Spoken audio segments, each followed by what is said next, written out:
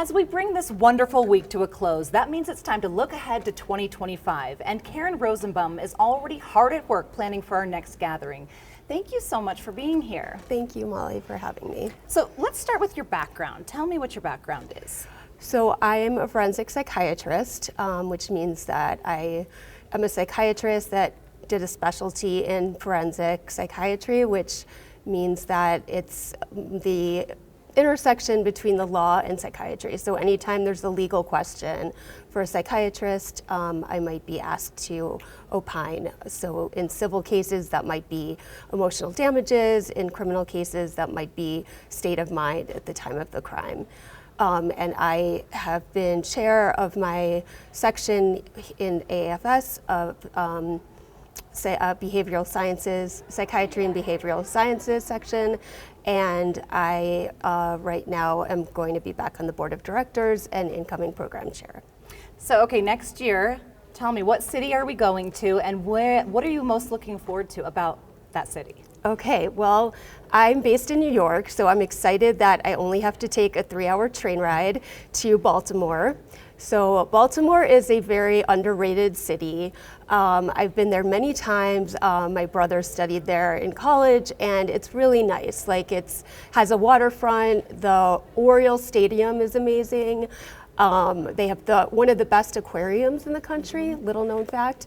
And it's got a good cultural mix because it's a northern, southern city, I would say. So you can get your Maryland crab cakes, but you're also, in the north and have a lot of different cultural backgrounds together. Yeah, that waterfront area is really pretty. It's so pretty there, yes. As we look back over the last week, what do you see as a big success? What will you highlight at your meeting?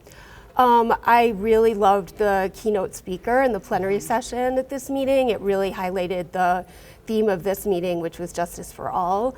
Brian Stevenson, I actually helped bring him in because I had him at another meeting, our forensic psychiatry meeting last October, and I knew him to be an amazing speaker.